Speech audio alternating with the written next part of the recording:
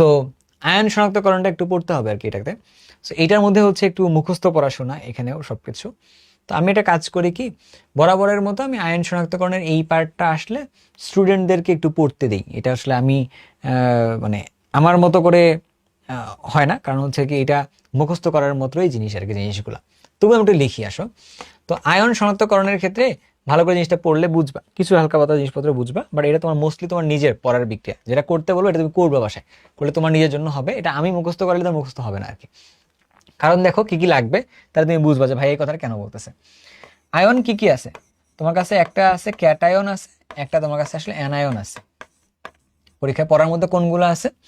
তাহলে ক্যাটায়ন এবং অ্যানায়ন যদি পড়তে বলি তোমাকে, তাহলে তুমি পড়বা যেটা ক্যাটায়নগুলোর মধ্যে পড়বা হচ্ছে কপার 2+, তারপরে পড়বা হচ্ছে অ্যালুমিনিয়াম 3+, তারপর হচ্ছে অ্যামোনিয়াম প্লাস, তারপরে হচ্ছে কি বলতো তারপরে হচ্ছে অ্যালুমিনিয়াম 3+,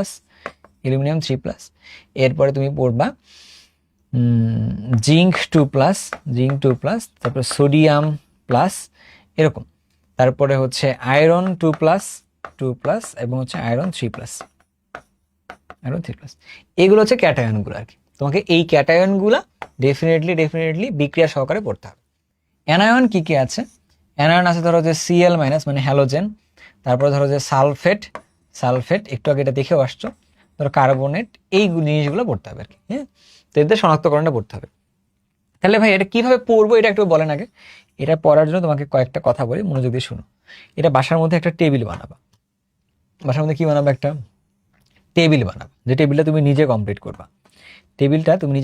করবা। কিভাবে লিখবা? এইভাবে লিখবা, আমি যেভাবে করতেছি তুমি ঠিক সেভাবে লিখবা। হ্যাঁ, আমি একটা দুটো এক্সাম্পলও দিব, তুমি চিন্তা করো না, লিখবা। তো লেখার সময় তুমি হচ্ছে এইভাবে জিনিসটা লিখবা, ঠিক আছে? এটাকে আরেকটু বড় করি আমরা, তাহলে একটু সুবিধা হবে। তাহলে ধরো যে এইরকম। আচ্ছা, তো এবার জিনিসটা হলো কি, এই জিনিসটাকে কাজে লাগাইতে হবে ভালোভাবে। তোমার বাসায় এই খাতাটা তোমরা নিজেরা বানাবা। হ্যাঁ, তোমার নিজের প্রত্যেকেরই বাসায় বই আছে আমি জানি, নিজেরা এটা করবা। প্রথম কাজটা হবে একটা লিখবা হচ্ছে ক্যাটায়ন অথবা অ্যানায়ন। ক্যাটায়নের জন্য একটা বানাবে, অ্যানায়নের জন্য একটা বানাবা, এটা বইয়ের মধ্যেও আছে, তো তুমি ছোট করে বানাবা। ক্যাটায়ন এখানে লিখবা হচ্ছে তুমি বিকারক লিখবা, এখানে তুমি লিখবা হচ্ছে বিকারক লিখবা, এখানে তুমি বিক্রিয়া লিখবা, এখানে হচ্ছে বর্ণ বা বর্ণ নিশ্চিতকরণ। এটা তোমাদের কিন্তু কলেজেও পড়ানোর কথা, প্র্যাকটিক্যালে আর কি। আচ্ছা, ধরো তুমি দিলা সোডিয়াম শনাক্তকরণে কি লাগবে? বিকারক হিসেবে লাগবে পটাশিয়াম পাইরো অ্যান্টিমোনিয়েট K2H2SB2O7। এটা তাহলে বিক্রিয়া কি হবে? এই দুটার মাঝখানে বিক্রিয়া দিলে সোডিয়াম প্লাসের সাথে K2H2SB2O7 এর সাথে বিক্রিয়া দিলে কি উৎপন্ন হয় বলতো? Na2H2SB2O7 তার সাথে পটাশিয়াম প্লাস। আচ্ছা, তাহলে এর মধ্যে এই যে যেটা তৈরি হলো, তুমি তুমিও করবা, এরকম সুন্দর একটা দাগ দিবা, দিয়ে বলবা এখানে যেটা হয়েছে এর একটা সাদা বর্ণ দেখা দিবে। তাহলে একটা কাজ শেষ। এইরকম করে তোমার বইয়ের মধ্যেও আছে, বাট বইয়ের মধ্যে একটু বাংলা কথা লিখে দেওয়া আছে, যার জন্য একটু ঝামেলা আর কি। হ্যাঁ, তুমি বাংলা কথাগুলো বাদ দিয়ে শুধুমাত্র কেমিস্ট্রি কথাগুলোই লিখবা। তাহলে এটা লেখা হয়ে গেল। এভাবে তুমি পুরো চার্টটা করবা। আর কার্ডটা দেখলে ভালো হয় বলতো? ধরো কপারেরটা দেখাই, তো তুমি লিখলা কপার 2+, তুমি দিচ্ছ হচ্ছে কি দিয়ে? তুমি কপার 2+ এর সাথে দিছো হচ্ছে অ্যামোনিয়াম হাইড্রোক্সাইড দিছো। অ্যামোনিয়াম হাইড্রোক্সাইড তুমি একবারে দিছো হচ্ছে এক্সেস অ্যামাউন্টে দিছো, মানে বেশি পরিমাণে দিছো। কম পরিমাণে দিলে প্রথমে হালকা নীল আসবে, পরে গাঢ় নীল হবে। সব একবারে দিলে কপার 2+ এর সাথে একবারে যদি দাও বেশি পরিমাণে, আস্তে আস্তে দিলে তারপরে বেশি হয়ে গেল, দিলে কি হইলো? একবারে এইটা তৈরি করো। হ্যাঁ, এই যে টেট্রাএমিন কিউপ্রিক সালফেট, কিউপ্রিক 2+, এখানে সালফেট থাকলে সালফেট, বুঝছো? এটা তো এইটার একটা কি হবে? এটা হচ্ছে গাঢ় নীল, এটার জন্য একটা গাঢ় নীল একটা পদক্ষেপ পড়বে। ঠিক আছে, এইভাবে তোমার যে কাজটা করতে হবে, এইভাবে পুরোটাকে তোমার একটা চার্ট আকারে বানাইতে হবে। এই চার্টটা তুমি পাবা কই? এই চার্টটা তুমি তোমার বইয়ের মধ্যেই পাবা, সুন্দরভাবে বইয়ের মধ্যে পাবা। জাস্ট এটা তোমাকে একটু করতে হবে, ঠিক আছে? আমার কাছে এখানে আছে, আমি একটু লিখতে পারলে তো লিখতেই পারি সবটাই, তা দেখে দেখে লেখা হয়ে যাবে, বুঝছো? আমি দেখে দেখে লিখতে গিয়ে টাইমটা চলে যাবে, আর তোমাদের দেখে দেখে লিখতে পারলে টাইমও যাবে, কিন্তু মাথার মধ্যে অনেক জিনিসপত্র ঢুকেও যাবে আর কি, কথা বুঝছো? সো এই জন্য আমি তোমাদের বলতেছি যে তোমরা একটু এটা নিজেরা করো। আমি তোমাকে একটা স্পেশাল নোট দিতে পারি হাইয়েস্ট, সেটা হলো কি বিকারকগুলা কি কি লাগে, কি কি বিকারক আছে। এক নাম্বার হচ্ছে একটা হচ্ছে এই যে K4FeCN6, এটা একটা বিকারক আছে। আবার আরেকটা বিকারক আছে K3FeCN6, এটা দিয়ে অনেকগুলো শনাক্ত করা যায়, জিঙ্ক করা যায়, কপার করা যায়, আয়রন করা যায় এটা। আবার ধরো আরো বিকারক আছে, ধরো অ্যামোনিয়াম হাইড্রোক্সাইড, এটা দিয়ে মনে হয় অনেক কিছুকে শনাক্ত করা যায় এটা। তারপরে ধরো যে কি আরো শনাক্ত করা যায় হচ্ছে এই যে কোনটা বলতো, K2HgI4, এইটার ক্ষারীয় দ্রবণ যেটা, এটাকে বলা হয় নেসলার দ্রবণ বলা হয়, এটাকে বলা হয় নেসলার দ্রবণ বলা হয়। এটা দিয়ে অ্যামোনিয়াম আয়নটা শনাক্ত করা হয় আর কি, বুঝছো? এরকম। তো তোমার যে কাজটা করতে হবে, তুমি যখন খাতার মধ্যে সুন্দরভাবে লিখবা, তখন এই বিকারকের কথাগুলা তুমি যেন খুব সুন্দরভাবে মনে রাখার ট্রাই করতে পারো। এই পার্টটা তোমার কাছে মনে হইতে পারে খুবই ইজি গোয়িং, বাট এটা এতটাও ইজি গোয়িং না, এটা অনেক ঝামেলাপূর্ণ জিনিস একটা আর কি মনে রাখার মতো করে। এটা নিজের মতো করে মনে রাখতে হবে। যে খাতাটা বানাবা, একটা খাতার মধ্যে একটা পেজের মধ্যে সব কমপ্লিট করার চেষ্টা করবা, আজকেই করবা। করার পরে নিজের পড়ার টেবিলের উপরে সুন্দরভাবে আয়ন শনাক্তকরণের এই টেবিলটা ভাইয়া যেভাবে লিখতে বলছে বিকারক সহকারে সুন্দরভাবে লিখে তুমি সুন্দরভাবে তোমার পড়ার টেবিলের উপরে ঝুলাই দিবা। ঝুলাই দিয়ে আমাকে একটা ছবি তুলে আমার গ্রুপে পোস্ট করবা।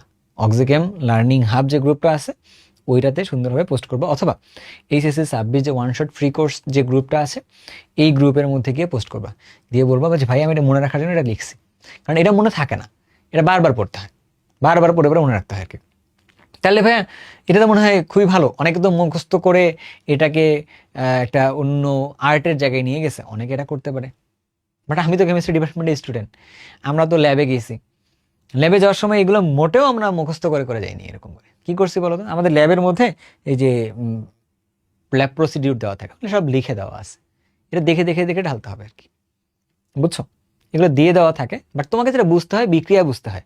এখানে বিক্রিয়া জটিল না তো, এই যে আয়নটা আছে আয়নটাকে শুধুমাত্র এটা দিয়ে চেঞ্জ করো। তুমি ধরো যে কপারের সাথে K4 এফিসিয়েন্সির বিক্রিয়া দিবা, K4 আছে কয়টা, এখানে 4টা, কপার আছে কয়টা, আছে 2+, তাহলে এই 4টা থাকে, এই 2টা পটাশিয়ামকে কপার তুলে দিয়ে বসাই দিলেই তো হয়ে গেল, জাস্ট আয়ন এক্সচেঞ্জের তো বিক্রিয়াটা, আর তো কিছু নেই। তো এইগুলোর বিক্রিয়াটা বোঝাটা, কিন্তু এইগুলো বিক্রিয়া করার সময় এই যে ল্যাব প্রসিডিউর দিয়ে দেওয়া হয়। তো তোমাদের তো আসলে পরীক্ষায় লিখতে হবে, তো এই জন্য তোমাদের যেটা কাজটা করতে হয়, তোমাদের নিজেদের একটা সুন্দর নোট তৈরি করলে তোমার কাছে মাথার মধ্যে থাকবে। HSC পরীক্ষার সময় আমি করছিলাম, আমার কাছে যে 2 পেজের একটা সত্য নোট ছিল, সব সময় নিয়ে ঘুরতাম আর কলেজের সময়কারে। তো এখন তো করি না, বুঝছো? তো বাট তোমরা চাইলে আমি দেখে দেখে লিখতে পারতাম, বাট দেখে দেখে লিখে লাভ নেই। হ্যাঁ, তোমাদের এটা নিজে বানাইতে হবে আর কি। আর আমি এটা আলটিমেটলি আমি যেহেতু ক্লাস নেওয়ার সময় খালি স্লাইডে ক্লাস নেই, তার মানে আমি এটা বানাই না, বানাই আমি দেই না, বুঝছো কথাটা? তোমাদেরকে কষ্ট করে করতে বলছি, তো কষ্ট করে তোমরা করবা।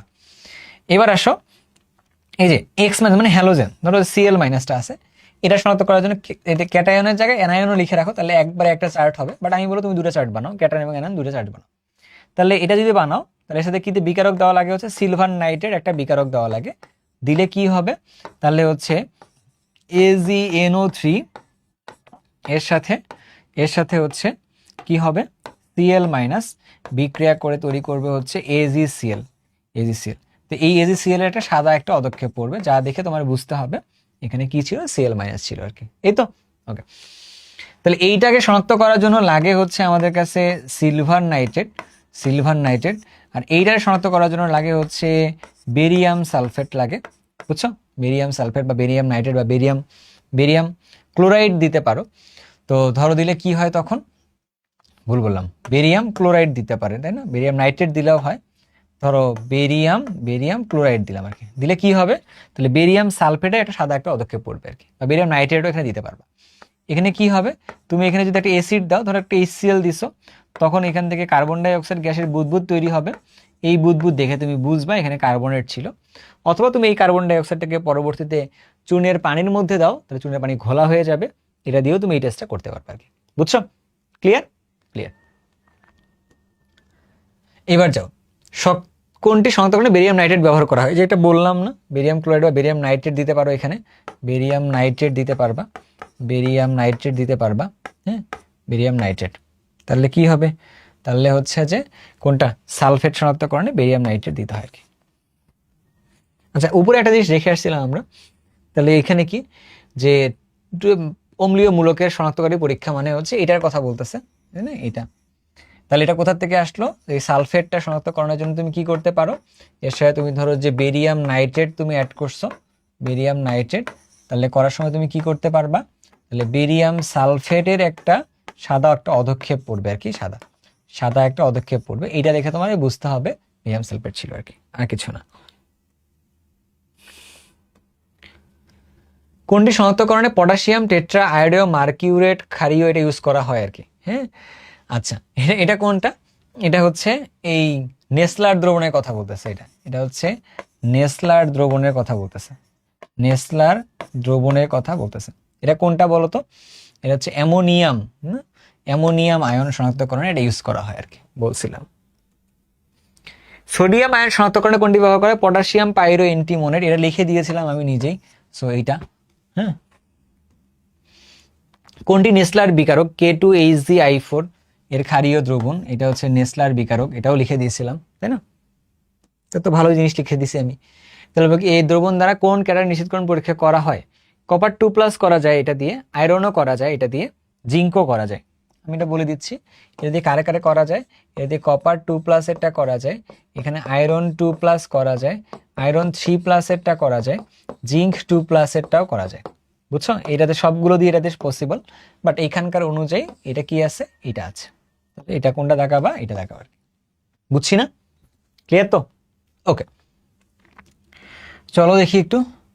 লবণের দ্রবণে এত এত দিছো, সাদা একটা অধক্ষেপ পড়ছে, অতিরিক্ত সোডিয়াম হাইড্রোক্সাইড দিছো, দ্রবণ অধক্ষিপ্ত করছো, করার পরে হচ্ছে যে সাদা অধক্ষেপ পড়ছে, আবারও পড়ছে আর কি এখানে।